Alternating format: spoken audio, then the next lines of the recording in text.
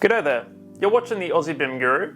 Today I'm going to be sharing with you a presentation I conducted. Unlike a lot of the presentations and webinars I've conducted, it was really great because I had a very small audience which enabled some really interesting Q&A discussion. In this case, I was hosted by a platform called ArchiEnglish, managed by someone called Tara Cull. And in this case, her platform engages with students and professionals trying to hone their language skills in the context of architecture. As you know, in our industry, communication is key. And often this can be a really big challenge for people, especially if English isn't their first language and their company or country expects them to speak this way when they communicate. Her platform really helps people engage with people in a better way, and in this case, my presentation sort of focuses partially on communication skills, but also tying in the idea of learning a language to learning a programming language, because it's very similar when you think about it. We learn about fundamental concepts and eventually learn the more complex aspects as we explore more deeply. We find dialects, we find different ways of speaking the language using different programs and applications. And finally, we master the language and then we pass on these skills to other people. I really commend Tara on what she's doing, and I really enjoyed, in this case, just meeting with two of her students, although I know this presentation will go on to help many more of our other students as well. Anyway, without further ado, I'll just jump straight into the presentation. All things BIM, as we're calling it. But I just thought I'd speak mostly about my background and sort of tying it into the importance of communication in my own journey and how I've sort of learnt to better communicate and connect with people and how that's reshaped my career. And then also just briefly talk about one of my passions, which is computation and programming, and I guess how people can get started with programming as well. I'm sure there's some people in the group that probably have some experience with programming in, say, Dynamo or Grasshopper or some of those platforms we use. But maybe some people haven't used them before and might have some benefit from them as well. Anyway, I guess to start with, just thanks to Tara and the group for coming along and for watching the recording as well, and obviously for the ArchiEnglish platform for hosting me here. I really appreciate it. It's definitely a much more interesting context than I guess a lot of the other places that have asked me to present, given that I've heard that I've been used as a learning resource before, which is pretty interesting to hear. So that's great. So hopefully this is also maybe a learning resource for my own communication styles. I'll try not to say my keywords too much, which are essentially and basically. But I guess my name is Gavin, if you haven't met me before or seen me on platforms before. I've got a background in architecture, so I live in a city. I grew up and studied in a city in South Australia, which is in the middle south of Australia, and currently working in Sydney, Australia, over on the east coast. So a little bit of a bigger city than where I grew up, but I studied back home and got a bachelor's and a master's. I just studied straight through for 5 years. But most of my career I've been very focused on BIM, or building information modeling. Some people call it building information management. It's really a bit of both. And I've had a fair amount of my career as what we would call a BIM manager, so managing people, projects and processes to make BIM successful on the projects that we deliver, because it can be very complex to manage. But I currently work as a consultant. I did find that eventually I wanted to help more people than just one company, and the only way I could really effectively do that was by becoming a consultant.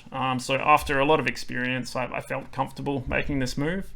It's not necessarily something I recommend people do with no experience. It's maybe if you're an entrepreneur, maybe if you've really got that passion for it, but I would always recommend you gain some experience in companies and then look at that journey after. But I guess my communication background, my native language is English. I only know very small amounts of other languages. I know a little bit of Mandarin just from my school days, and I've held on to some of that just to help my communication with certain clients sometimes. I know a little bit of German, and I know, as everyone does, and we know all the swear words in all the languages because we had friends and they all swear, but I wouldn't probably know too many good words in many languages. So English is my native language, but that doesn't necessarily mean I've always been a comfortable communicator. I'm a bit of a nerd, a bit of a geek. I've always been quite shy during my life, and it's only really the last few years that I've found I really found my voice, that I could really talk in a public domain with. So what I've done is definitely a journey. I didn't start this way. So from my video to where I am now, like even my body language I've noticed has changed a lot. My very first video, I almost talked down for the entire video like this, so I'm obviously not projecting to my microphone. I'm not engaging with my users. Now I'm trying to really refine this. Obviously here I probably need a haircut, but otherwise I'm a little bit more engaged with my users. But I'm just finding that YouTube is a great way to reflect on my own communication style and my own communication methods, which I can then apply in real world in-person environments. I was quite lucky that I really practiced my communication in a digital realm, because obviously COVID forced us into a lot of digital situations. So video conferences was something I was very comfortable just jumping into. So I guess I'd been working in digital environments for so long. But I do in-person presentations as well when COVID's not stopping us from doing them.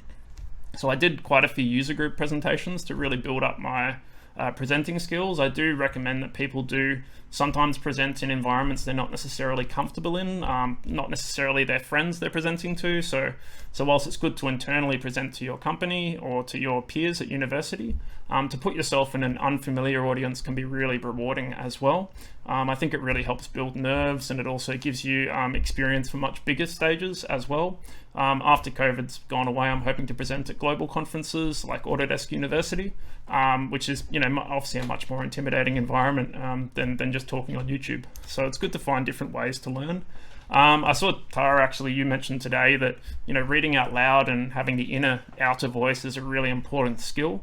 And being on YouTube was really valuable for me because it gave me a chance to hear myself. I'm not just hearing myself in my brain, which always sounds different, but also to watch myself, to see how I communicate, to reflect on my own presentation style, and just to learn from myself. Essentially, we can be our best teacher sometimes just by looking at us, and we're obviously our harshest critic as well. So it's really valuable sometimes, I find.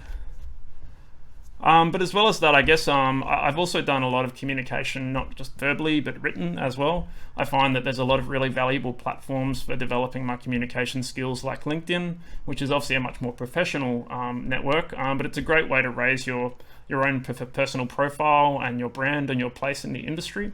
It's really helped me find a place in the bigger picture. So I do recommend trying to engage with these types of platforms. But if you want to just engage informally and have a bit of fun, I've found Twitter's really good for that. Obviously not as thorough as LinkedIn, because you have a word limit of I think it's a character limit of something like 250, so it forces you to be more concise with your thoughts, which I always appreciate. Some people do post like 20 things in a row and make an essay, but I always try to condense my words just down to a very basic thought. So I do find that's a really good platform for teaching you to be more selective with the words that you use, even though most of the time I probably go past the word count and then I sort of shave it back a little bit. But I guess I've learned a lot of lessons through all this process, in that there's a lot of things that really I found are rewarding things to take on board in a architectural or a engineering based environment, such as project meetings or just working within a company. In that being heard is important, but also listening is something that I probably didn't really learn until later in my career. I used to talk a lot and over people sometimes, and I found that actually when you pause and you give people time to voice their thoughts, that the dialogue is much more meaningful. Having said that, it's really valuable not to be afraid to put your thoughts out there, and sometimes you'll get criticized for it, but that's really the only way that things will change, by people expressing their opinions. And also, like I said, practicing in environments with your peers and sometimes where you're not familiar is really valuable. And even though this slide isn't a good example of it, if you can try to use less text in your presentations, you'll notice I'm not going to use a lot of text after this slide for the rest of the presentation. It does encourage you to not just watch your presentation as you go, which makes you more engaging with your audience as a result. And don't be afraid to, even when you do have text, like practice the skill of ad-libbing, so talking away from what you're presenting, so that even though they might read a few lines off there, once you keep talking, they're not going to necessarily just keep reading along with you. They're engaging with you, sort of learning from your own points. I think as well, just growing the network is so valuable, because people have this idea in our industry these days that you need to learn all the programs, all the skills, all the things. You don't really. It's more valuable to meet people that have skills and to manage people that have skills effectively, because that ultimately is where most of our careers end up. We don't end up becoming this massive super user that uses all 50 platforms the industry has. We end up becoming managers that really effectively enable people to do the things they can do. That's really the natural growth of the industry, I find, or the pattern that it follows. And I'm sort of finding my career getting to that point as well, where I'm managing people and mentoring people, rather than just doing it all myself. So I think that's really important when you're younger, to pick up a few skills, but also focus on your ability to work with others, and also to just network with people that can give you ideas and advice as well. And I always use these quotes when I'm trying to give people a bit of confidence in themselves, in saying that the only wrong question is the one that you don't ask, because then you're never going to get an answer, essentially. And the only silly idea is the one that you don't explore. So to have confidence in your ideas and your questions, and not to be afraid of criticism, because that's ultimately the best way that we learn. So that's just sort of a few communication lessons I thought I'd pass on, given that you're all sort of here because of a communication background. But I'd also just talk about myself briefly and what I'm passionate about. And also that will relate back to the questions that I've got, which are quite technical. So I'm sure you all have a very technical interest as well. So I'll just pace myself. So I work as a consultant. Some of the services I provided there, they mostly revolve around software and also around strategy. I do a lot of templating for people. But communication is really important to me because I work on my own. So essentially, I am my brand. I represent myself and my business. So it's very important that the way I communicate essentially reflects my entire business. So it's very critical. Some of you might have seen my YouTube channel, which is very focused on BIM, but also just focused on educating the industry in any way I can to make the entry point into the professional side of BIM easier to understand, because I found that there weren't enough resources that really helped people without access to BIM managers and BIM coordinators in their company to reach that point. So that's really probably my main goal. The channel's growing really fast. I'm really happy with it. And it's not monetized, so you shouldn't see any ads on it. So always let me know if any ads appear, because then I'll send an email to YouTube. But I cover a lot of different platforms. Some of them are listed here. You've probably heard of at least all of these platforms before, at least once. But I'll probably cover some more Navisworks in future as well, just because I haven't really touched on that too much yet. But I work mostly using Autodesk Revit. I'd say I'm probably roughly at an expert level with that platform. So if you have any questions about that during the presentation, let me know. And I've also been using Rhino 3D a lot recently for form modeling and feasibility and master planning. But I'm definitely aware of all the other platforms out there, and I know a lot of people that are really passionate about them. So if you do want to know more about any of these platforms, let me know, and there's at least one person I can get you in touch with to really help accelerate your learning if you're interested in learning these platforms.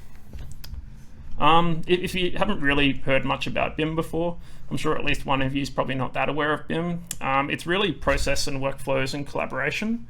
You might commonly see people say BIM's not about software. True, I guess it's process, but really process is driven by tools and people, the combination of software and people together.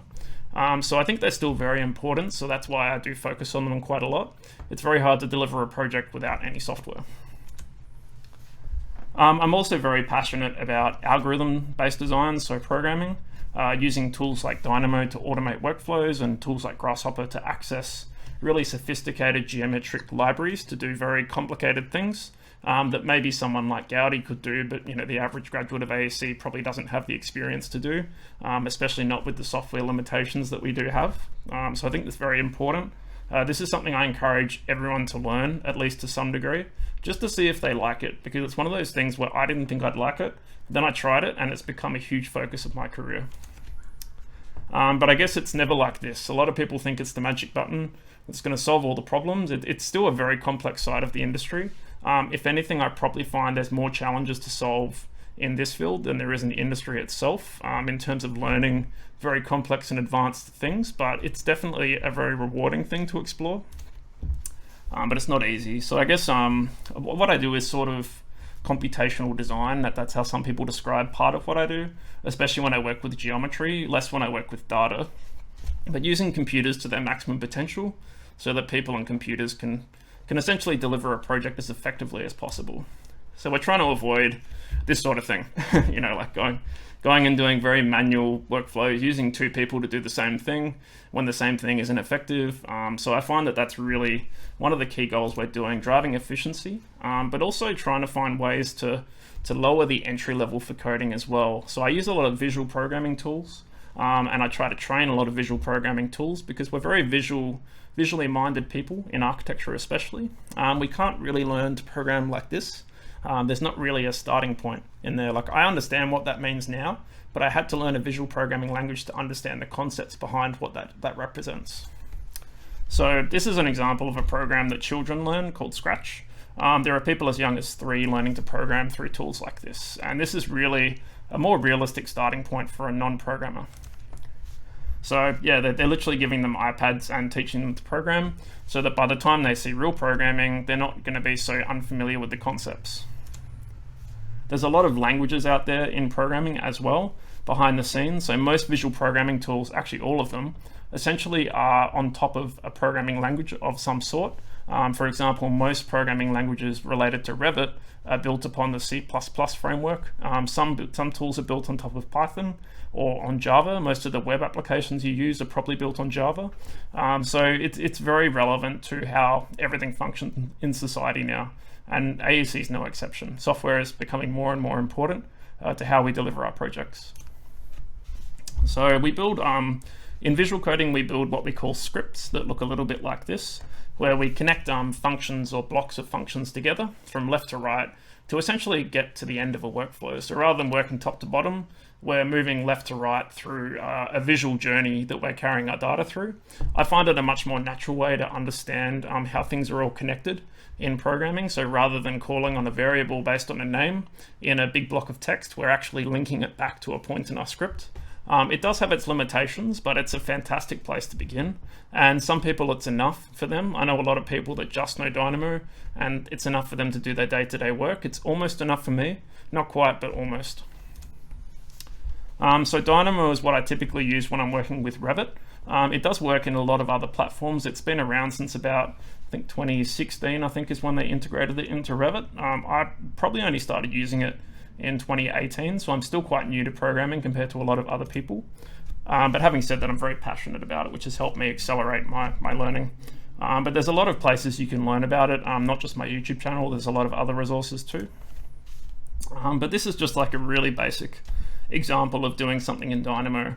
So taking a whole set of elements from a building information model and actually extracting the data from them. And with that data, we can do a lot of meaningful things, and we can do it across a large set of data as well. So you might be able to build like a schedule in Revit to do some of the things that this does, but you wouldn't be able to necessarily build a workflow that requires multiple steps without a tool like this. So it's very valuable when you have predefined workflows that you might do on a day-to-day basis. Even things like printing, very, very fundamental things, sometimes you can script these. This is an example when we're issuing a big set of drawings. Sometimes we have to go and put revisions on the drawings and say when we're issuing it. And before Dynamo was around, we used to have to do these one by one, and it was really slow. If you were sending out a set of 1,000 drawings and maybe you're sending them out again tomorrow, you'd have to go through each sheet one by one and tick these boxes on. With Dynamo, you can just build a user interface and essentially click a few buttons and stamp 1,000 drawings at once. It's super time saving, and it's just more fun too.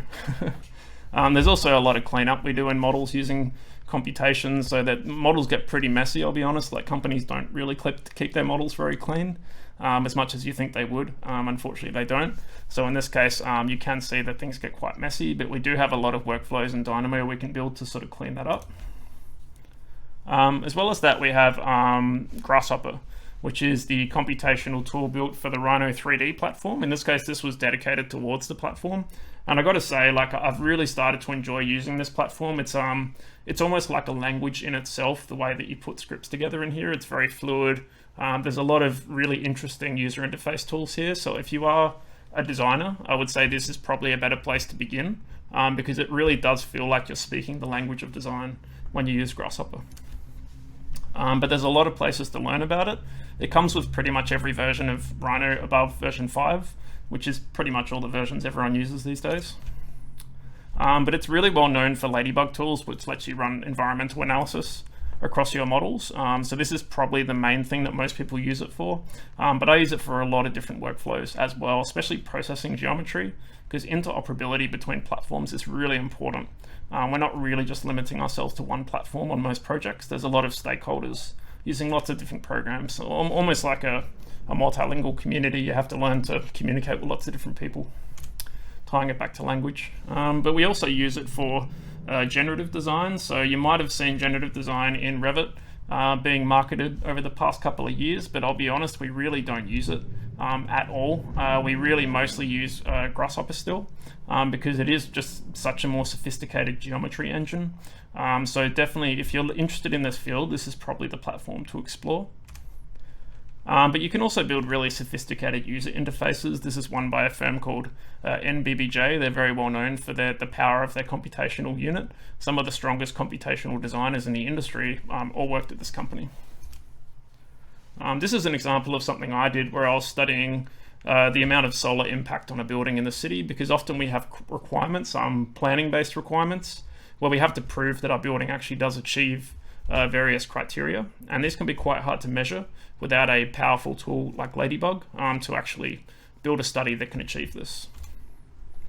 But you can do fun things as well. So you can take things like images and map them onto facades. So you can make much more interesting inputs to your design language. Your design can have a much more well-defined concept than just we decided to do this because you've actually got some sort of journey you can follow back. And obviously a source you can go and change the way your design functions as well. But they can get pretty messy, so it can get quite complex. This is an example of a script by Zaha Hadid. They actually chose to share this image publicly. So if this is their public script, I do wonder what the ones they don't show look like. But I guess when you get to a certain point, maybe like written programming becomes more efficient, I guess. But one program I really enjoy at the moment is called Rhino Inside, which puts this environment inside Revit itself and lets you run direct studies between the platforms. It's very interesting. So if you are using either of these platforms, I definitely recommend having a look at this. It's really changed how I use both platforms, and it means that I can get the best out of both platforms, because Revit is a really good BIM environment, but Rhino is a really good geometry environment. And Revit's a really bad geometry environment, and Rhino's it's not really a BIM environment. So it's really a great way to capitalize on the weaknesses of both platforms and the strengths. So in this case, you can literally run the program inside of Revit itself. It's not like you're running them side by side. It's actually an add-in inside Revit. It's pretty cool. So you can do things like run a direct solar study and send the results straight back to your BIM model as data. So it's very interesting what it unlocks. And you can even send information into Rhino and store it in geometry. So it allows you to turn this into a BIM platform if you want it to be. This is really useful on projects where we might be trying to study rooms in a model, and rather than having to go and draw those rooms manually in Rhino, we can just export the outlines of them, but also send the information of the rooms, like their room number, that we can then associate back to the original model by the time we finish our studies. There's other platforms too that are really worth keeping an eye on. Hypar is one of them. It's a web-based platform that really is a very different way of delivering projects. So I think it's definitely worth exploring these types of platforms that are very different to the way we currently work, because they may potentially be the future. It's really hard to say at the moment. The industry is moving in a lot of different directions, but I see a lot of people looking in this one. There's also platforms like TestFit, which actually put a lot of the intelligence inside the program so that you don't necessarily have to be a really sophisticated programmer to actually use these platforms. You just need to give it some intelligent inputs, and the system does a lot of the work for you. So this one actually does readjust apartment types based on some algorithms. It's definitely one that I see a lot of potential in, especially for developers, as well as architects. There's also artificial intelligence and machine learning. I think that we haven't quite realized what these can do for our industry yet. I think a lot of industries haven't realized. There's a cycle in technology called the hype cycle by Gartner, and they essentially have a big wave like this that goes down, and then that's like the peak of I think it's overinflated expectations, where everyone thinks it's going to change the world. They realize it's not going to, and then they lose interest, and then it starts building up realistically. I think we're just getting to that point where people are going to go and actually look at what we really can use this for. But it has a lot of potential because we're generating a lot of data in our industry, and this is essentially what these thrive on. Any learning journey with a program is pretty much the same. It's a little bit like a language, I guess, in learning it, that the first time you try to learn it, you'll probably fail. It'll probably be really difficult, and you'll reach a point where you go, this is too difficult, walk away, come back later. And this was sort of like every journey I've had with a programming language as well. It's very similar. So in this case, I actually needed to find a reason for it.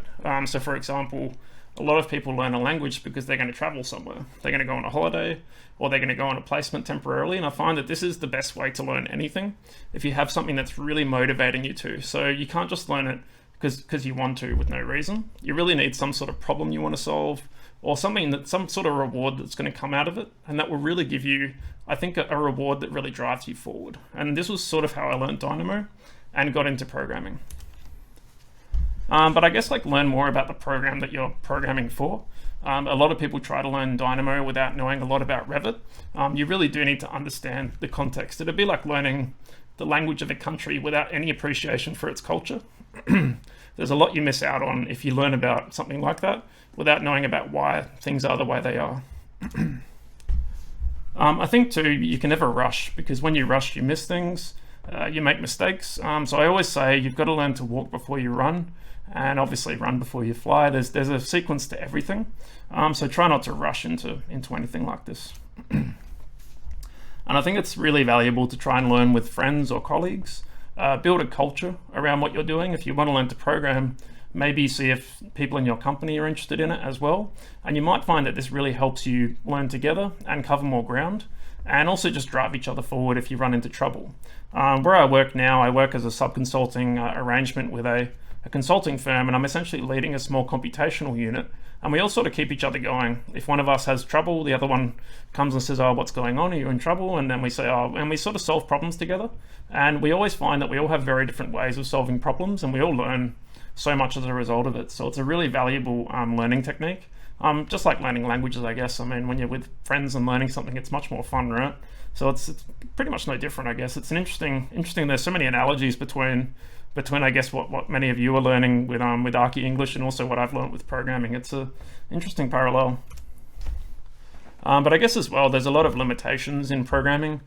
Sometimes things haven't been developed yet, or there's things that the programmers haven't exposed for you to take advantage of. So it can be frustrating, but I guess at the same time, as long as you expect that you're going to have to implement workarounds and things like that, it's not so bad.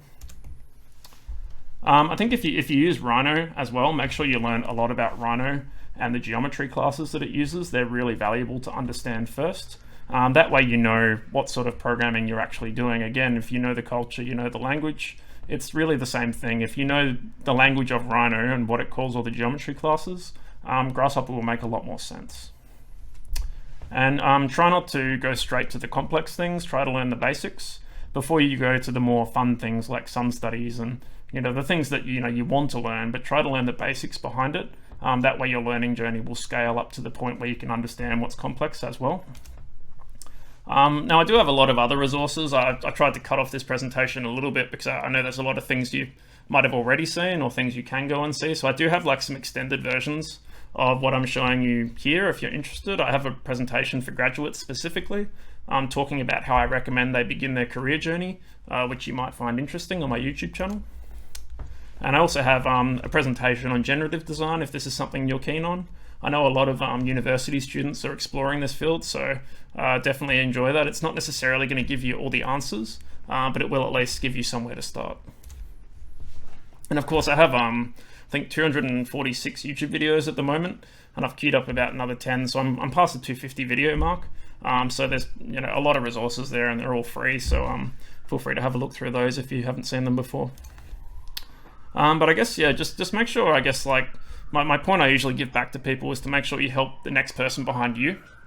I see the industry's growth only succeeding if we keep bringing people in and bringing them up to speed, because otherwise there's going to be gaps in the industry and we're going to lose knowledge. So it's really important to make sure that, what I've done for you tonight is something that you do eventually for someone else. Make sure you pass it forward.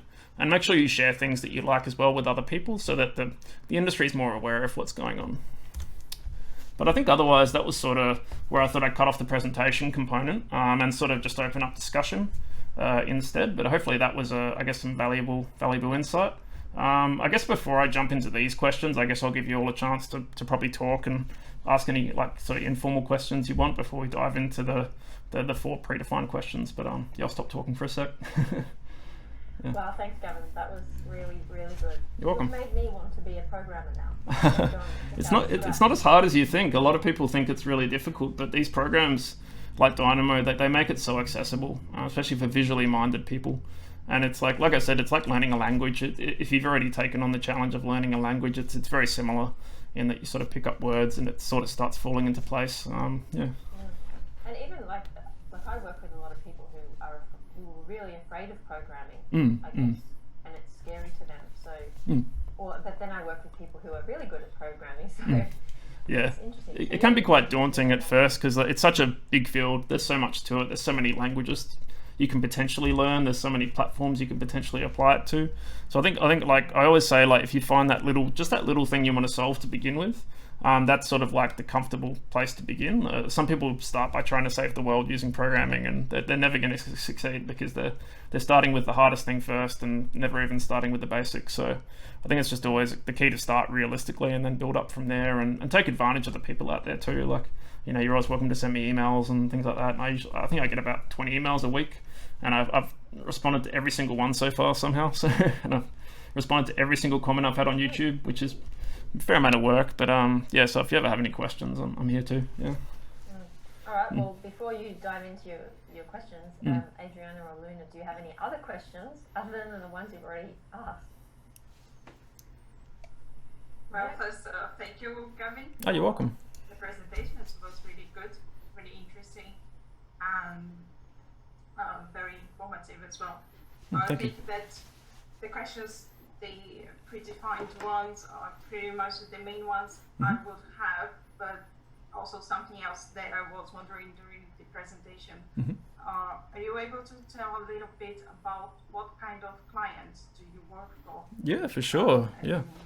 Yeah, I mean, I work on my own as a sole trader, so I can only take on so much work at such a scale that I can insure myself for safely. Like, I have a level of insurance I'm allowed to cover myself for as well. So there are certain project roles I can't take on. Like, I can't work as an architect without taking on a heavier level of insurance, and I'm not registered as an architect, for example.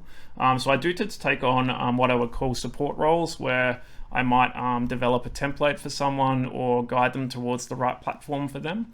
A lot of it's advice, I find. So the types of clients I work with tend to be small architectural practices. And also I found a lot of residential volume home builders that build lots of houses off the block have come to me because they've seen the templates that I develop and said, oh, there's a system here. A system can save us a lot of money and a lot of time. So that's probably been the two main types of clients I've got. I do get a few mentoring jobs quite often where I just have one-on-one sessions with people. Like I charge, say, like an hourly session, and then I follow up here and there just to see how they're going. And usually it's career advice, those sessions. Sometimes it's something that they need to solve, like a coding problem. And then I just follow up to see if they manage to solve it, because you can never solve a script in an hour. It's usually more solving the basics of that problem.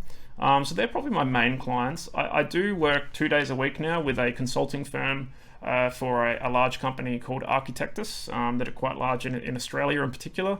And I work with a group of about 20 other consultants like me. That they work inside the company. I work on a sub-consulting basis, but I might join them at some point because I do really enjoy working in a team. Working on my own has been great for building my brand and my confidence, but I always knew my destination was to join a team of people like me, and not necessarily architects, but BIM consultants, people that have that same really specific interest that I have. So that's sort of the type of work that I do, and I do lecture as well. So I lecture 5 days a semester at the moment in an intensive. So I have a set of students that I support as well remotely at the moment. So yeah, it keeps me quite busy. Yeah. Sounds busy. Yeah. Thank you. Yeah, you're welcome. Do you have any questions, Luna, before I jump into the other ones? I've been using mainly Revit, and I know, as you just said about geometry and finance, seems to be a more interesting software to use. But one thing I'm curious is the example you show, for example, the Hadid project. Yes. Do you think talking about computational design will be something that we resource outside of the office, or if you are within inside the office, better to learn all the it's a lot of work to build up. Yeah, definitely. It's definitely an acquired skill set. It's not something you can just you definitely can't start by computationally designing a building. You sort of learn in steps. So you might start with something very simple, like just converting one type of shape into another. For example, in Rhino, we have these shapes called boundary representations, or BREPs, which we also sometimes might call polysurfaces, that just contain a lot of potentially curved surfaces, whereas then we have mesh geometry, which is triangulated faces, a bit like SketchUp, where everything has to be triangulated in the end. And we do have like some pretty common workflows where we have to work between those two geometry classes, and usually that's the first workflow that Rhino users will come to Grasshopper for, because they need to turn something back into a certain type of object. People coming from Revit usually come there for the environmental analysis tools, so a lot of people do start by trying to learn how to do like a solar study. Like I said, that sometimes is a mistake because you skip over, you know, the fundamentals of Rhino before you really understand Grasshopper. So yeah, it does take a while to get into that sort of mindset, because being a computational designer is very different. There's a lot of mathematics involved, not super advanced mathematics, but mathematical thinking. So like for example, today, a really strange example, but a funny one. At Architectus, where I'm working, I don't think I'm allowed to show the script, but they're doing a raffle on Monday, and they had a list of people in Excel, and I built a script that essentially makes a big grid of names and moves around to sort of make a suspenseful raffle. And then it stops eventually on someone, and I used Grasshopper to make it. So sometimes like you find weird little challenges to solve that aren't even that obviously connected to architecture, but they teach you more about computational logic, and I think that's where I recommend people start, not by building a script for a raffle, but at least learning the fundamentals of computational design. So using logic, so trues and falses, and filtering data to create different types of shapes, and just learning about the basic geometry classes like points, lines, polygons, surfaces, solids. There's sort of a hierarchy of geometry to learn as well, so that you can reconstruct and deconstruct shapes into other concepts. And then from there, I think eventually you find a way to relate that all to architecture itself. So you find rules in the design that you're working on, or you find opportunities to make the design work in a computational manner, so that you can more easily either change the concept later with more fluidity, or you can achieve a more sophisticated outcome than what a manual modeling technique can offer you.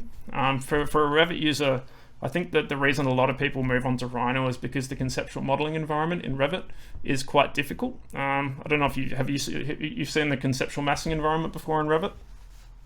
So it's quite tricky. A lot of people struggle to make it do what they want it to do, because a lot of it's based on rules and work planes, whereas I find Rhino is a lot more flexible. You can draw a shape, you can bend it in any direction you want, and then you can do things like loft forms through different curves.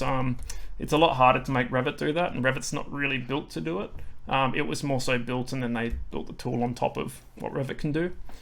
So I just usually recommend it, especially if you're an architect, because it gives you the flexibility that I guess most architects desire in their design. They don't want the software to dictate what they can do. They'd rather use the software to do what they want to do. So I guess that's usually the journey towards becoming a computational designer.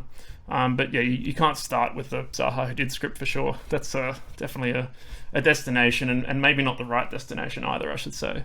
I didn't necessarily pick it as a good example. I like to make a lot of my scripts really easy to follow, and I sort of document them quite heavily. I put lots of groups and notes and names and everything so that someone can look at it and at least deconstruct the logic of it. I think that example was someone that was working on their own, and they just got sick of trying to keep everything clean, and they just did what they wanted. So there's lots of different ways to go about it. Yeah, so hopefully that sort of helps give some context. Yeah, thank you. Oh, you're welcome. Cool. So I don't mind jumping into the formal questions, I guess. I don't know if these are like both of your questions specifically, or just from the 40.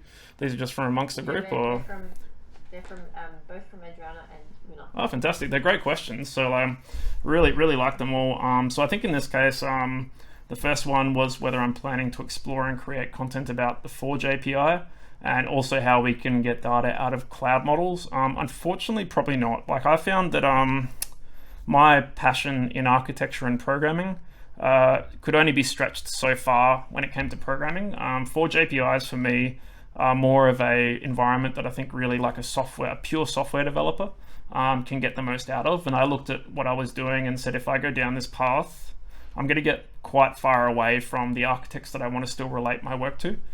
So I found that Forge API for me was just one step too far from what I was passionate about. But having said that, there are a lot of people that do share content on it. I've listed a couple there that might be worth reaching out to. One of them is on YouTube and makes videos. He's called Dalton Goodwin. He's in America, and he's got a channel called the BIM Coordinator. So he does make some content about Forge. It's usually quite simple. He tries not to overwhelm the audience because it is quite complicated. But he's on LinkedIn as well. He's very accessible, and he's a really friendly guy. As well as that, there's a company called Bird Tools. And essentially Bird Tools behind the scenes is one guy representing that social channel called, I forget how to say his name, I think it's Majd. It's a hard name to say, but he'll probably watch this, so sorry Majd. But in this case, he is very approachable, and he's very enthusiastic about programming. And he's very deep in programming as well. He's essentially an architectural developer. And I know he's definitely explored this realm quite deeply, so he might have some advice on where you could even begin with that as well. But another reason I guess I probably won't explore this is because even if I do explore it, the types of projects that I apply it to will probably be confidentiality guarded, unfortunately, because these are usually used on collaborative projects, so I'd probably be unable to share a lot of the intellectual property that might be generated in those scenarios. So it's probably unlikely, but I guess at the same time, there are resources out there that hopefully might be able to point you in the right direction. So does that sort of answer that question, I guess?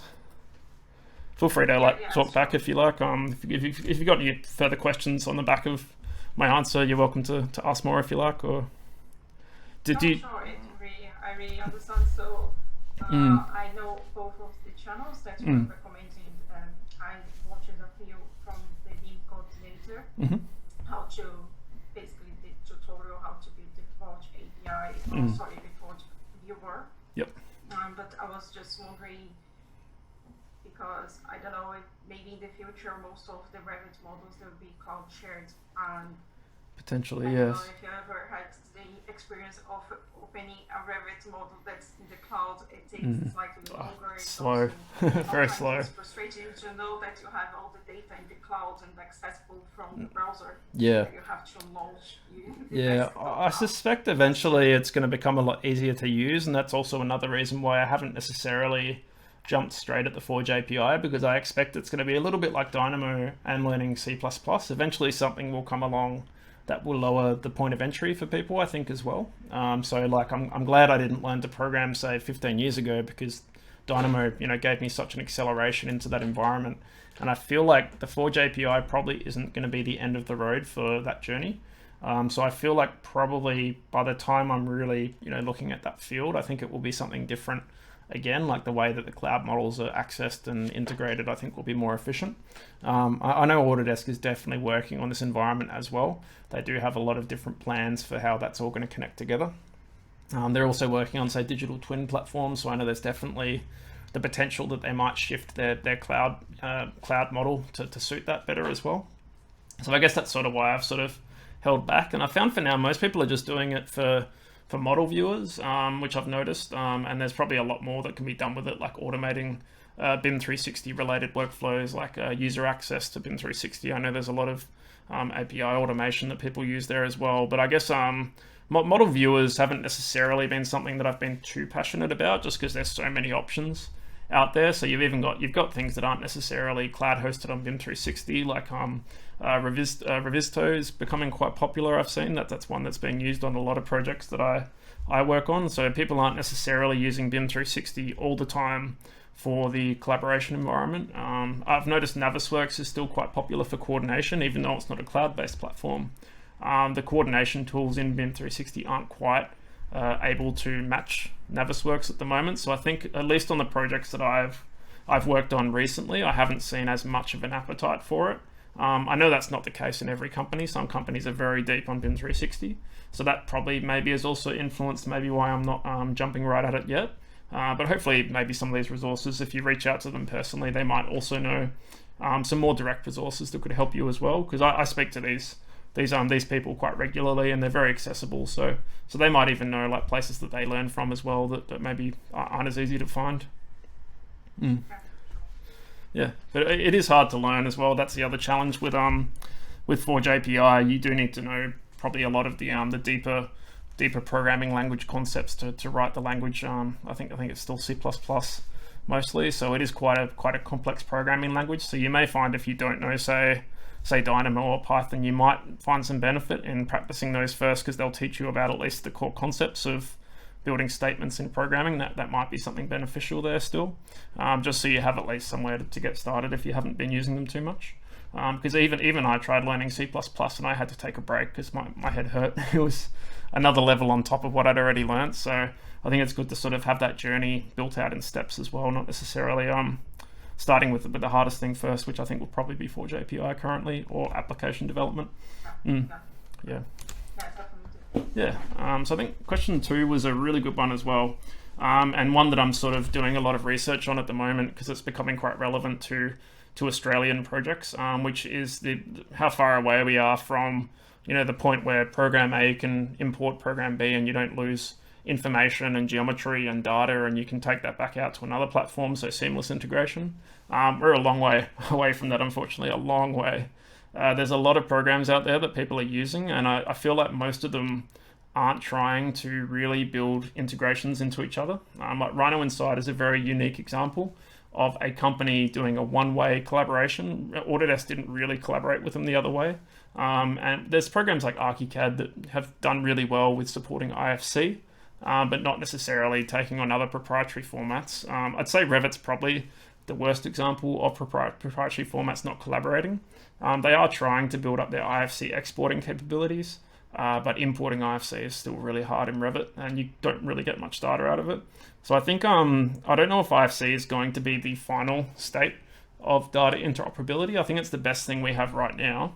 But I do suspect that eventually the web is really going to be the key to unlocking how all our programs communicate.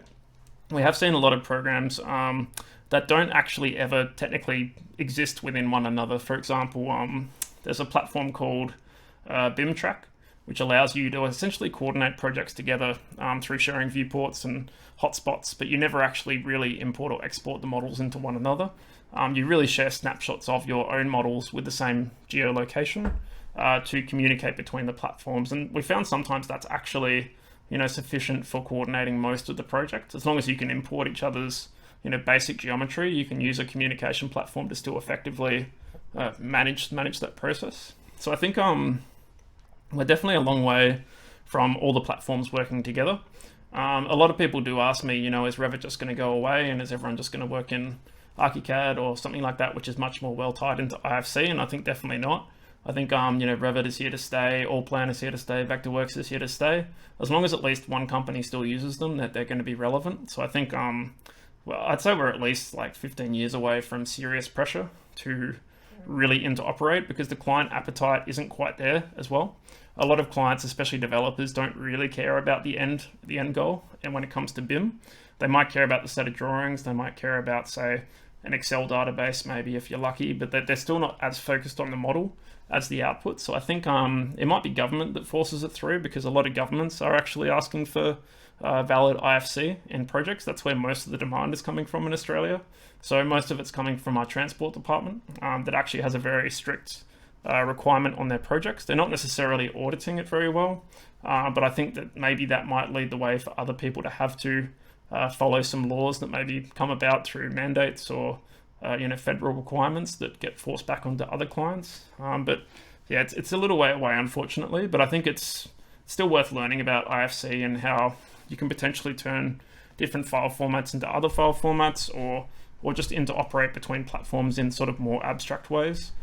Because obviously, we're all going to work with different people in different platforms, and I sort of look at it like sort of like AutoCAD. Like, we still know architects working entirely in AutoCAD, and that Revit's been around for something like 15 years now. So you add another 15 years on, there's still going to be people working in Revit. So it's one of those things where some people are always going to be ahead and some people are going to be behind, and I think it's going to be hard to seamlessly connect that big picture together. But maybe it's just you work with the right people, they work really well with other people, they have workflows that can support IFC. Maybe you might be lucky on a project, but maybe you might be unlucky because the client goes with a cheaper engineer that only works in 2D, or won't generate IFCs properly, or even worse, they say they're going to do IFCs and then they don't. That's more common, where they agree in the contract and then they just say whatever they have to do to get the job. That's probably actually more common. So I think that's going to be the challenge that has to be overcome. So it will require probably regulation and also people properly reviewing if it's being followed. That's what it will take, and I'd say at least probably a good 15 years, at least in Australia, which means probably other countries about the same or maybe a bit longer depending where they are. I guess look at the United Kingdom as a good example of maybe where we're headed, because even they're struggling to get their projects to be fully IFC and COBie compliant, and they've had it mandated since I think 2016. I think they mandated BIM on BIM level 2. So they're a good example of how long it might take, because they're still on that journey, given that the ISOs are still developing as well. And I think a big challenge too is that we have a lot of process-based rules and regulations, but we don't have many technical rules and regulations, like what is a valid Revit model? What is a valid IFC? It's still not necessarily clearly defined. So even though we say we follow ISO 19650, that doesn't necessarily mean I give you a functional IFC. So we're finding that that's probably the next frontier that needs to be tackled to really, I guess, get to that point. So does that sort of give you a bit of an answer? I hope it's not like too negative of an answer, but it's a challenge for sure. It's a big challenge. Yeah, I know. So I work currently in the UK, in London, and yeah, it is still a challenge. So even if you have the requirements for COBie and many deliverables at the end of the project, we know that it's challenging to get good quality. Yeah, so, I've heard a lot of people panic at the end of the project. They freak out and go, oh, how do we do COBie right at the last minute? When usually you need to have sort of set up your data well in advance, so that's the challenge as well. Yeah. Can I ask a question? Yeah, sure. Sorry, go, Adriana. You go. No, you can go. I was just going to ask a question, just for in case people are watching and they're not sure what IFC means. Yeah, Can so you tell me what IFC means? And there's also a really good verb there, which I like, obfuscate. Oh yeah, obfuscate is one of my favorite ones. Yeah.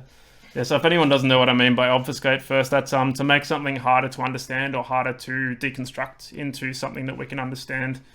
They do it to protect intellectual property or proprietary tools that I guess they don't want someone to rebuild or copy.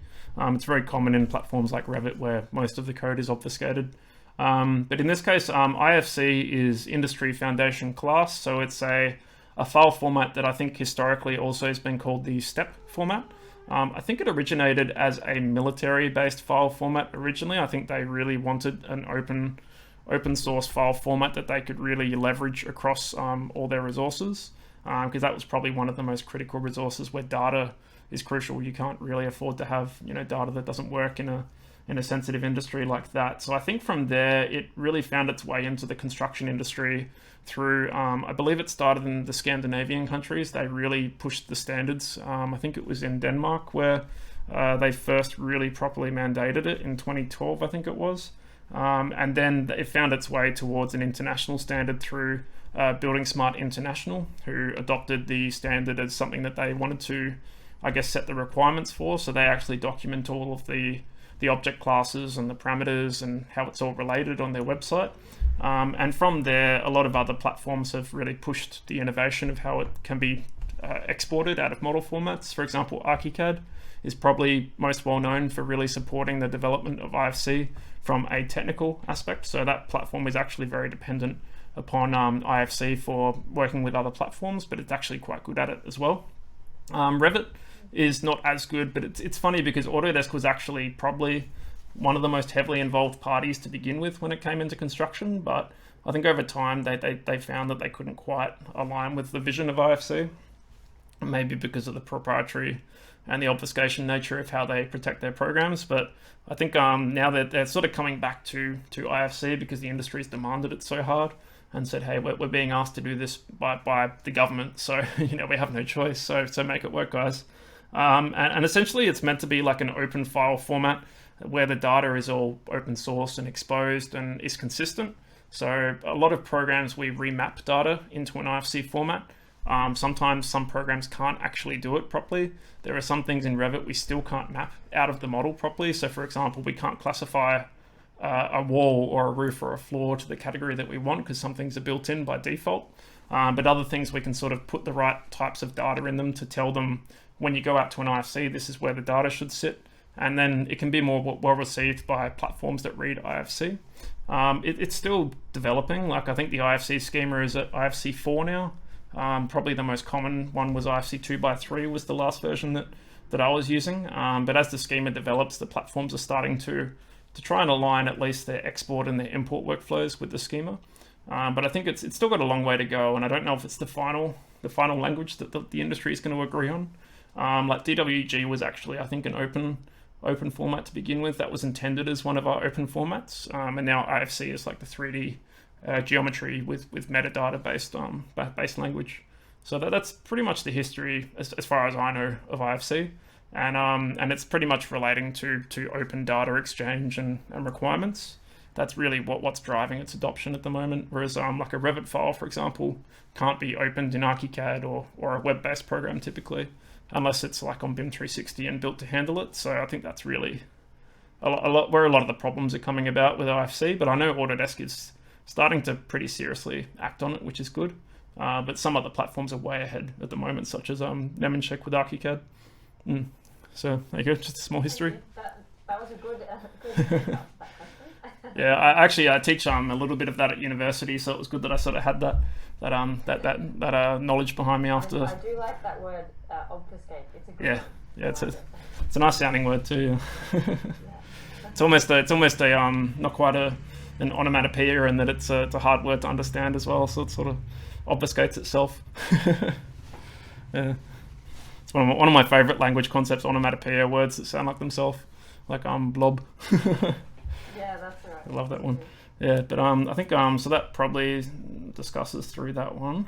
3 and 4 were a little bit easier to answer because they're more like direct questions that aren't quite as open. So question 3 was relating to my favorite Revit plugin. There's quite a few of them, but it really depends on what I'm using it for. So probably my shortlist for visualization, I can't really go past Enscape.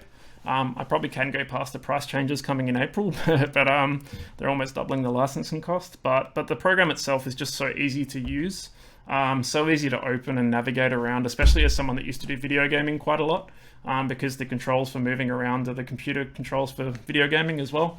But I found it's a very easy program to use if you don't really know a lot about Revit. It's been a great way to facilitate design reviews, where you can just get someone into the model either in VR or just let them fly around the model, and they don't have to use any Revit, but they can still sort of see the model. And you can even now look at the BIM properties in objects in Enscape, which is great. So you can actually interrogate all the data while you're flying around. So if you want to know what a wall is, you can click on it and see all of its properties.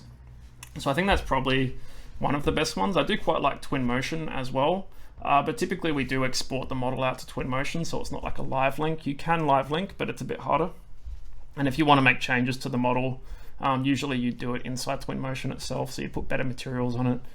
You might put cars and people in the scene inside Twinmotion. For productivity, I use some tools by a company called DRoots that are free. They're really great. They have a really good batch exporting and batch printing add-in that I use for all of my printing. But they also have some great tools for managing families in slightly more direct ways than what Dynamo can do. Most of their tools you could rebuild in Dynamo, but they're just not as easy to run. So their tools are really great and they're free, so it's, that's probably one of the best things about them. Ideate is like DRoots, but very heavily developed and very complex tools that can do lots of things. Having said that, they are very expensive, so usually the larger companies might have 1 or 2 licenses of Ideate. I get to use just a free copy just as part of trying out their tools with them, so I get to at least see the features of them, but it is an expensive suite. So I'd say that that's good for like a really large scale where they can afford a license or 2, or a cloud license is their new subscription model. Dynamo is technically a plugin, so that's probably my absolute favorite plugin for Revit, but it's built in now, so I guess it doesn't really feel like a plugin anymore. And Rhino Inside is probably quickly becoming one of my favorite ones as well.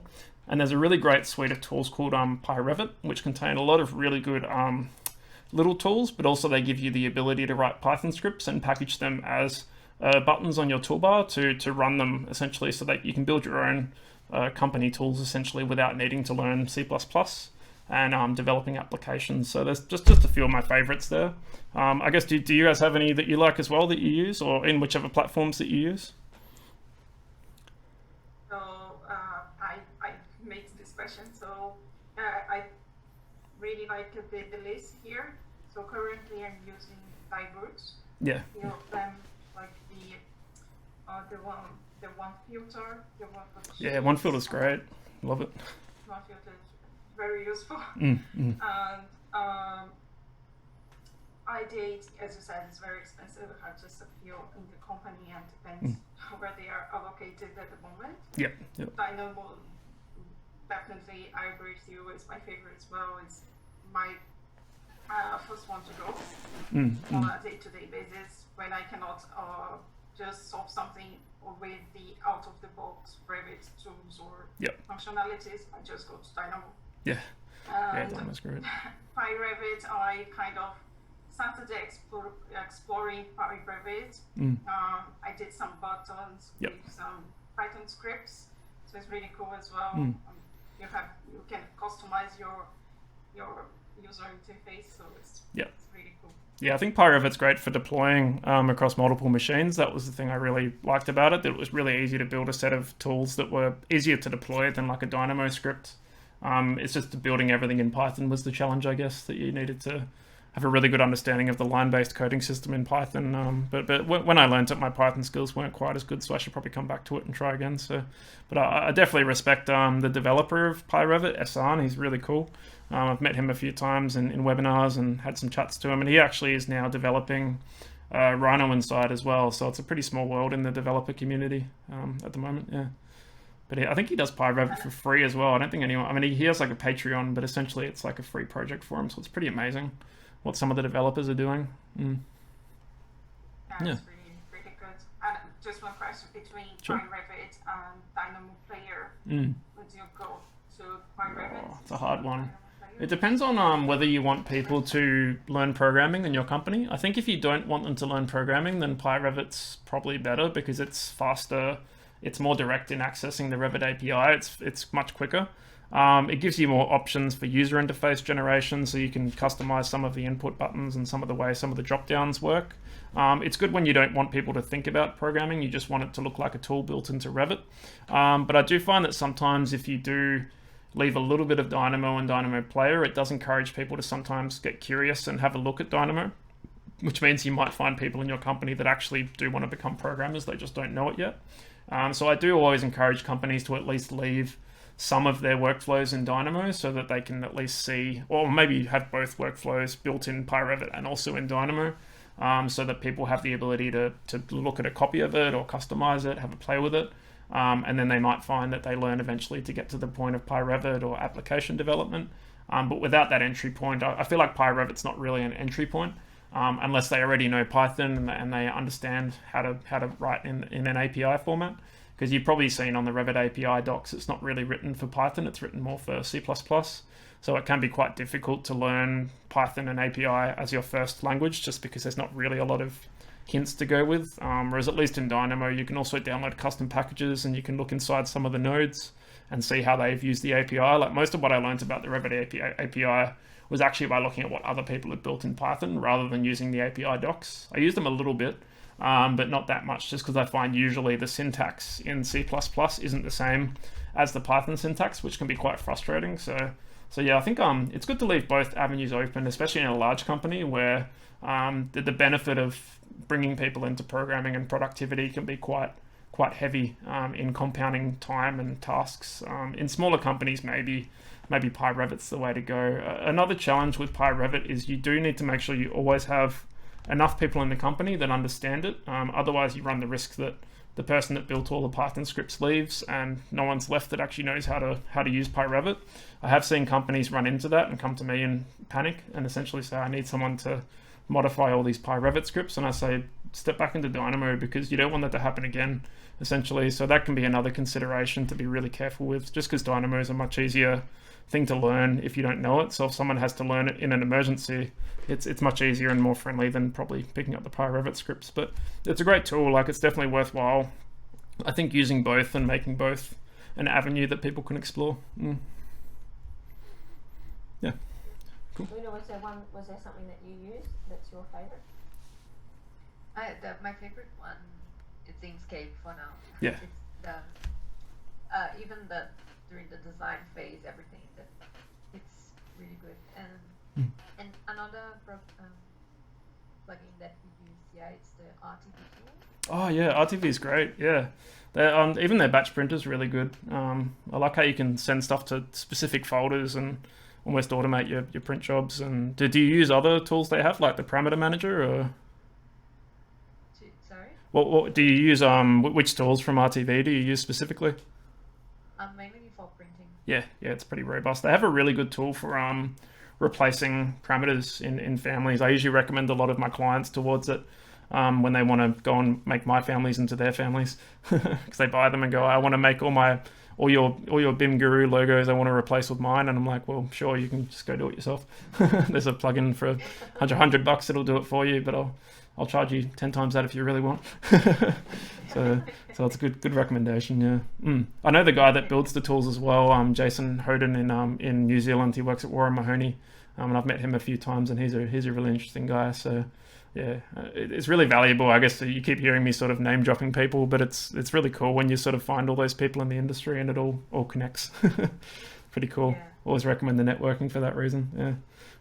Especially in the UK. In the UK, there's a lot of superstars in BIM over there that I'd love to meet.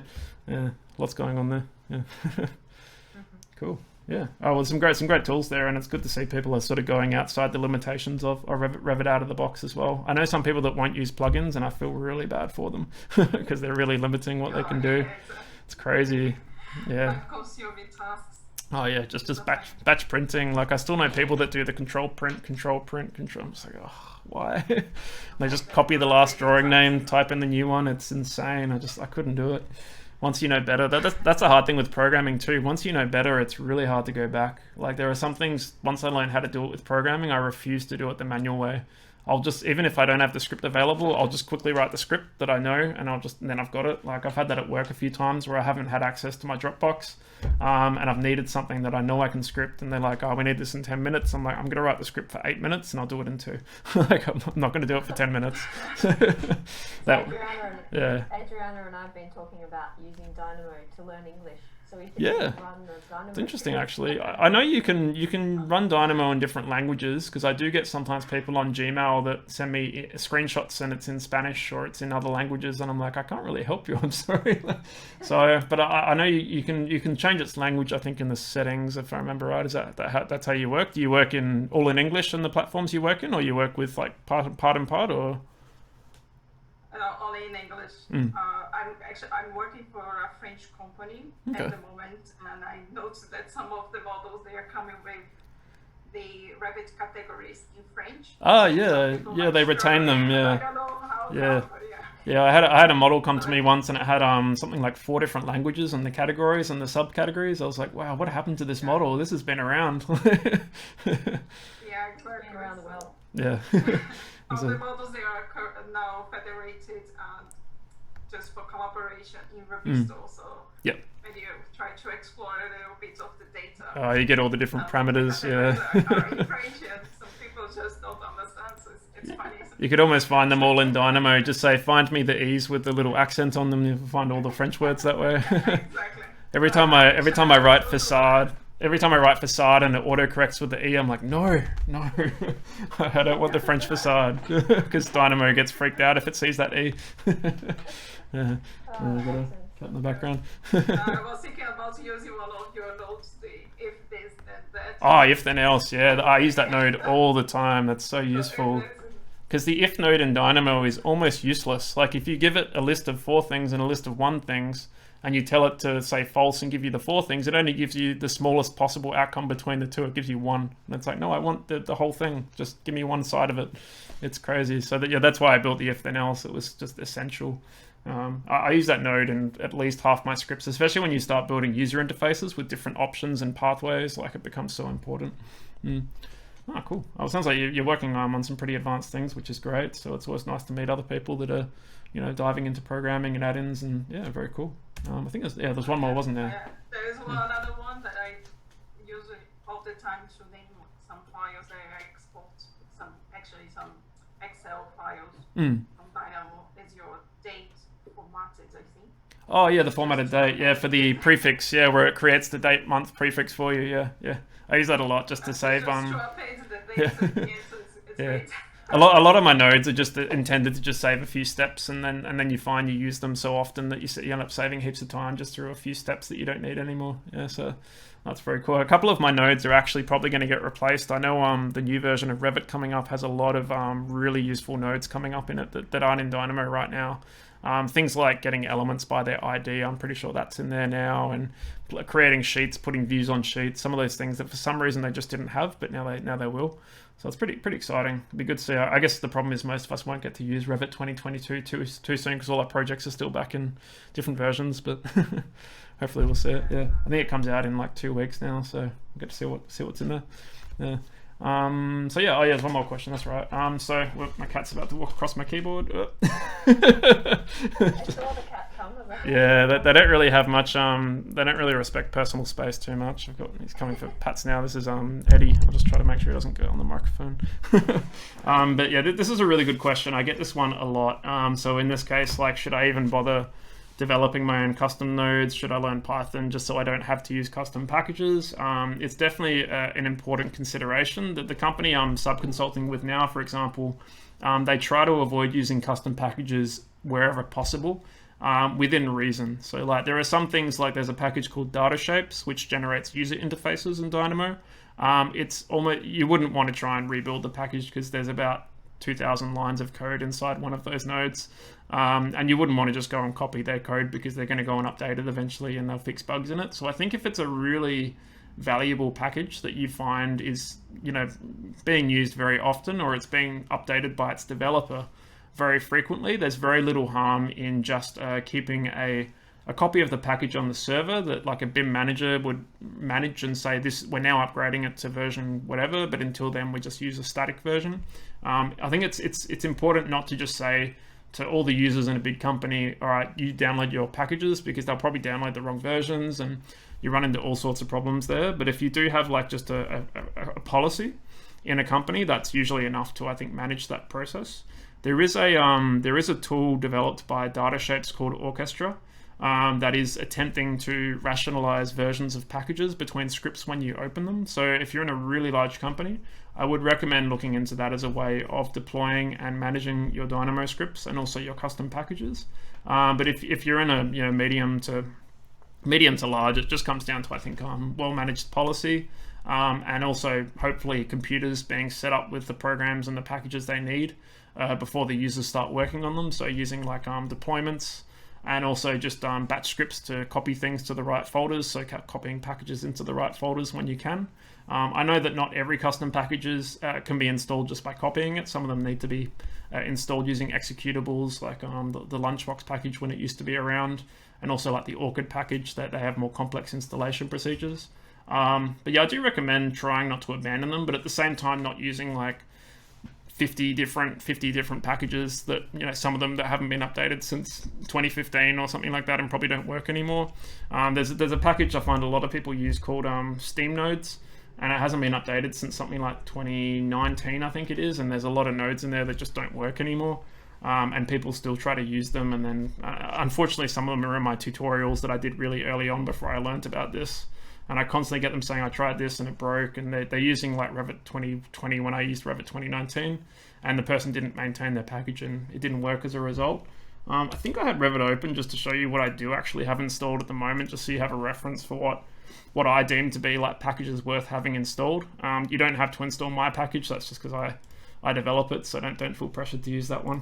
I don't want to be too biased. Come on, you can sell yourself a little bit. Oh, I haven't updated it for about 3 months now, so I've been a bit lazy with that one, so I wouldn't necessarily sell it as the best package in the world. And I only built it for Revit 2020 as well, whereas a lot of package managers, they put a lot of work into their scripts to make sure that, into their nodes to make sure they work in lots of different builds.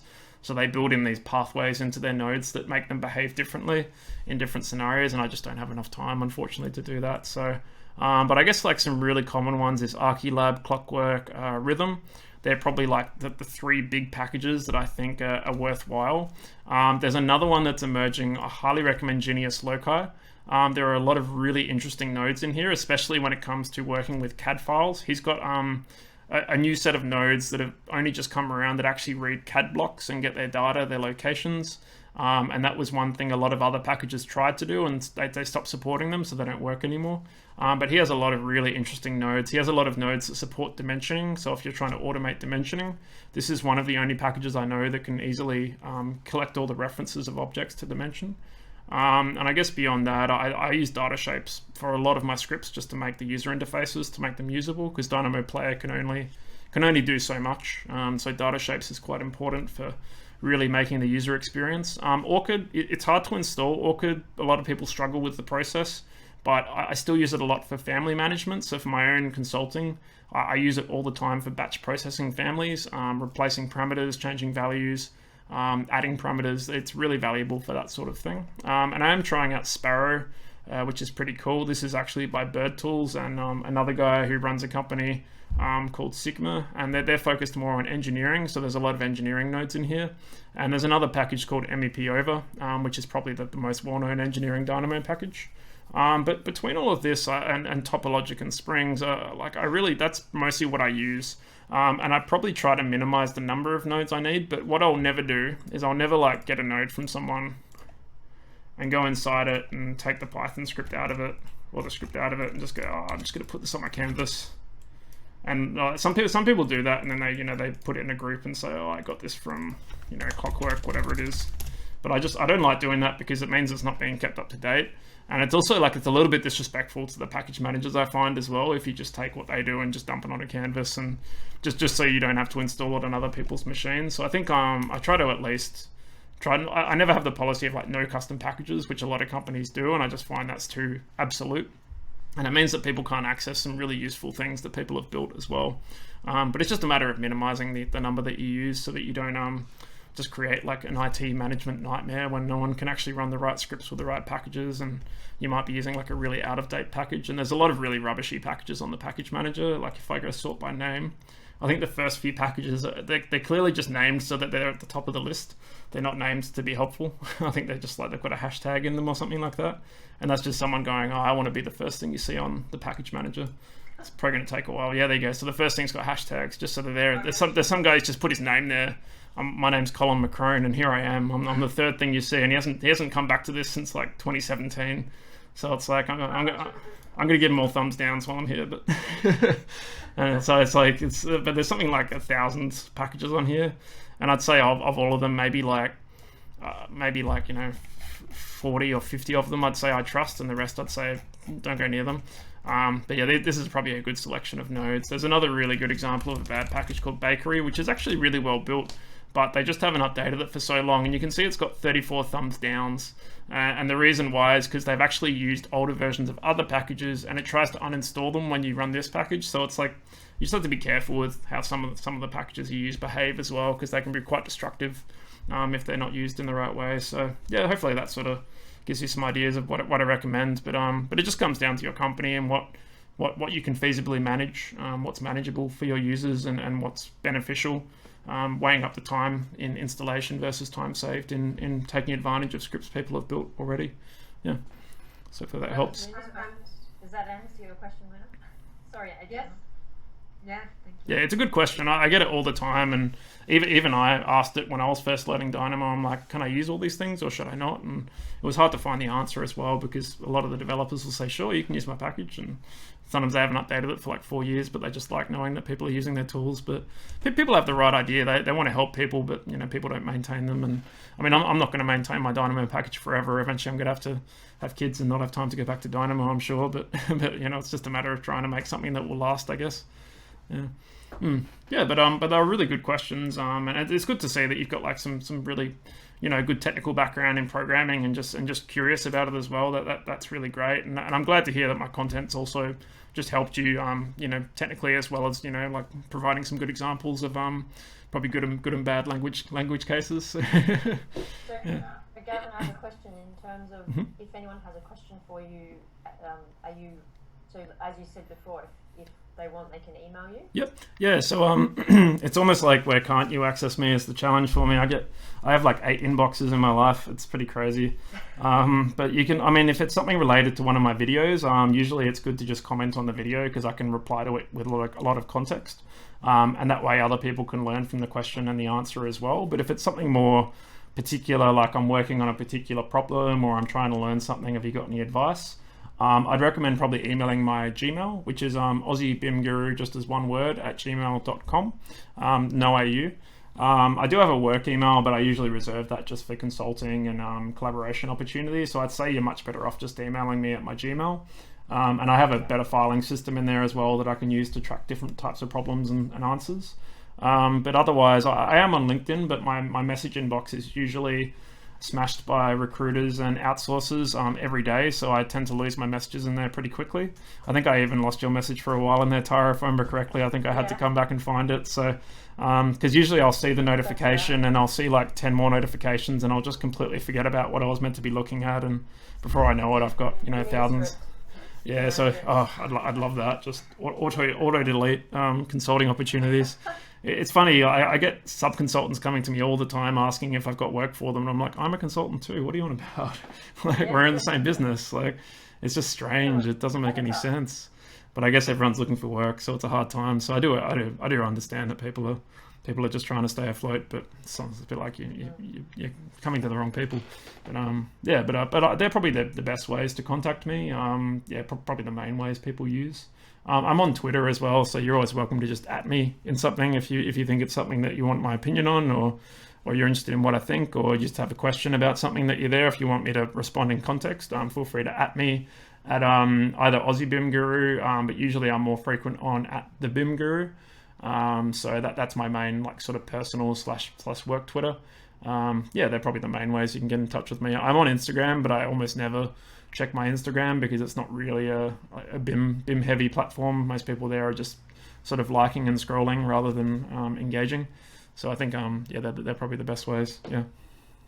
Okay. Well, seriously, thank you so much. Oh, you're welcome. Thanks. Like, I love presenting to just like student audiences and also just people that are, you know, from a learning background. That they're my favorite sorts of presentations, because that's really the goal of a lot of my content and a lot of my career now too. So I always enjoy like smaller, sort of more intimate settings where you can actually talk and have questions and answers. It's not like a 50-person webinar when they say any questions and it's just like silence. So I definitely prefer it. So it's very obvious that you're passionate about it, and it's really great. You actually inspired me. I'm like, okay, oh, thanks. Revit on my computer, I need to be doing all this. Yeah. I mean, landscape architecture and Revit's a tricky one because like it's not the best surface modeling tool.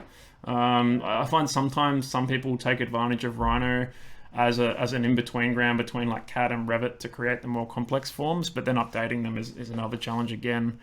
So I can definitely understand why landscape architecture isn't necessarily all in on Revit. There's a plugin called I think it's LandArch BIM or Landform, I think it might be called now, but there are some packages that try to make landscape architecture functional in Revit, but they are definitely like bending the rules to make it work. So like do you mostly use like AutoCAD or SketchUp currently? What's your home base? Yeah, at the moment I use SketchUp and AutoCAD. I did actually learn how to use Revit just before I came to France. So I was working with a landscape architect who was previously a software engineer. Oh, wow. He was teaching me how to use Revit. Yeah. Oh, cool. And I can really see the benefits of it. But like as you say, because it's not it's harder for surface modeling. Yeah, But yeah. For example, I was doing like planting plans, which I could automate the putting the labels and and scheduling the number of species counts, and it's great for that. Even like I think you can build like graphical legends too. If you need to do like a symbology legend, you can embed like an image inside the family and create like graphical schedules too. Yeah, it's just the surface modeling is hard. Expensive. If you're only working on a couple of projects. It's hard. I mean, for me, I was quite fortunate that my business was so heavily revolved around Revit. I could pretty much just justify it in advance. But yeah, like I use the AEC collection, which is about 4,000 Australian dollars a year. So it's definitely like one of my biggest business expenses. Like my laptop is a little bit more than that, but like otherwise it's probably the biggest recurring expense I have as a business. So I can definitely understand that. I think there's like Revit LT, but you miss out on all the add-ins, and it's a bit of a, can't really afford to use it sort of approach too. And I guess like if you have AutoCAD, you're almost halfway there, I guess, but you're not quite, because AutoCAD's like 2,000 on its own, I think, or something like that. So yeah, unless you're a sneaky pirate, but hopefully not. Seems like half the industry is sneaky pirates these days. But I no. guess before we go, do either of you have any more questions, or would you like to say anything? Am I allowed to make it just one more question? Yeah, of course, yeah. I'm not in a big rush or anything, don't worry. Yeah, it's my Friday night, so pretty relaxed. I don't need to go. Aluna, do you need to go? You probably need to check on the person in the background. They've been standing there a long time. They might not be well. Yeah, she has just literally not moved. I think you are on mute, Luna. Yeah, you're on mute, Luna. Yeah, there you go. I'm just laughing there. Okay, so just going back to the topic of custom packages, Dynamo, because just you said that you were working more with Navisworks, and I was wondering if it involves also Dynamo, and specifically talking about Dynaworks. Yeah, I've tried Dynaworks. It was interesting. I found that I could still do most things I needed in Navisworks with search sets if I set them up ready with like the way that my template functions. Dynaworks is a good way to sort of bypass some of the limitations of different types of data. Like I did try Dynaworks using what we call regular expressions in Python, where you sort of detect language patterns in parameter names and types to find like what we call like fuzzy logic, where you almost match something or you sort of match something, and that's enough to know that you found what you were looking for. I did try it with that, but I did just find, I guess I just had like a fairly robust setup in Navisworks the way I used it already. Like I've used Navisworks for about 10 years, and the first person that taught me, she gave me some really crazy filtering tricks that I just used that are more related to the way I use the program and the way that I sort my issues, that are quite hard to capture in a programmatic sense because they're so dependent on the project context and what you're coordinating. So I found Dynaworks was very interesting. Like I could see potential in it for me, but I found that I guess Navisworks for me was a more flexible tool than what I could find a way to program for myself. I know people are using Dynamo to actually call on active sessions of Navisworks as well using the API itself. I think they found ways to unlock that connection, because I know you can do that with Dynamo and AutoCAD. You can talk to AutoCAD while it's open using Dynamo if you know how to call on its application, and then you can start talking to it in its own sort of API language. And I know some people tried that with Navisworks as well, but then having Revit and Dynamo open every time you want to do something in Navisworks was quite inconvenient. So I know some people are developing on top of Navisworks as well, not as many people. I know that Dalton Goodwin, the BIM coordinator, for example, he does do some work with Navisworks application development and talking to the API. I think he has a few videos on it. But I found Navisworks for me, like the reason I was using it was so direct most times. I was there to coordinate, there to find problems that I almost, sort of already had such a well-defined search set based workflow that I guess I didn't find necessarily a need for it. I know people use it to do like automatic section boxes, like by room and some of those things when they're trying to focus on very particular locations in the project. I think I've got an add-in that I used for that for a while, and then I found that most of the time the projects were just getting so big that we didn't really go by room. We just went by level and started looking through the entire floor sometimes, or we focused on a very particular services run that was harder to isolate. So yeah, I myself haven't necessarily dived too hard into Navisworks from an API or an automation perspective, but there's definitely like the opportunity to, especially if your company uses it on all projects in a very particular way, because that was also my challenge, I guess, as a consultant. When I use Navisworks, I'm typically dealing with lots of different types of models and lots of different data formats that don't really match up, unfortunately. So I was more so trying to build very generic search sets and then quickly build the ones that didn't meet the rules instead. And then I found that with some predefined clash reports set up, that was usually enough. I do a lot of clash report scraping using Dynamo, so taking the raw data out of the clash report and taking that back to Revit to go and find clashes in context without necessarily relying on the switchback tool as much, because the switchback is like one by one. Whereas I used to, I've got a workflow on YouTube, you've probably seen it, where I go and put like little markers into the model to show where the clashes are occurring, and I can just look at them all together. So that was one thing I did try to automate back, but that was more using Revit than using Navisworks itself. Yeah. Yeah. Did you have you started exploring Navisworks API or automation, or mostly Dynaworks? Or no, I actually was trying to install the Dynaworks on the Dynamo sandbox just to see if I could. So trying to talk to Navisworks through the sandbox, but, yeah. But didn't work. Yeah, maybe get in touch with there's a guy called Jacob Small on the Dynamo forums. He's probably the most friendly Dynamo resource available, who knows a lot about compatibility between the studio and other programs. I think he'd be worth contacting either through the forums, through direct message, or through Twitter. He's very friendly. He's the Dynamo development and forum manager, along with someone else called Solar Moore. I think Jacob's more involved with a bit of development, but more so community management. So he manages the Dynamo forums, and he's very accessible typically. But he would probably know the best way to get Dynaworks or something else talking to Navisworks through Dynamo. He'll probably recommend Studio, but he'll probably know the way that it should work. And I agree that Studio is probably a good idea, because then you're not relying on opening Revit to get to Dynamo to get to Navisworks, so it totally makes sense. So yeah, see what he's got for you, and hopefully... he should have called Jacob Small, I think is his last name. I always just want to double check last names, because I know so many people that sometimes I muddle last names up, but I'm pretty sure it's Jacob Small. I don't know if my screen's still shared, isn't it? Yeah, Jacob Small. There he is. So that's him there. So he's a really nice guy. One of the nicest people I probably know in the industry right now. So he definitely won't buy it. Yeah, so he'll probably have an answer for you. Otherwise, the BIM coordinator would definitely know some more direct ways you might be able to talk with the API itself in Navisworks. Yeah, but good questions. Yeah, very. So there we go. If anyone watched the whole way through, I really hope you enjoyed that.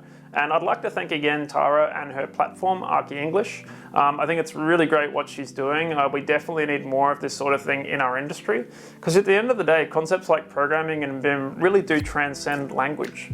So if we can find ways to transcend that communication barrier from a spoken language perspective or a written language perspective, we can really give people access to better ways of learning about the industry, and also potentially they might find that they have a lot to give back to the industry, despite the language barriers that might currently be in the way of that happening. So if you're not already following and subscribing, feel free to do so, and I look forward to seeing you in future videos and maybe similar presentations to this one in future. Thanks. Take care. Bye.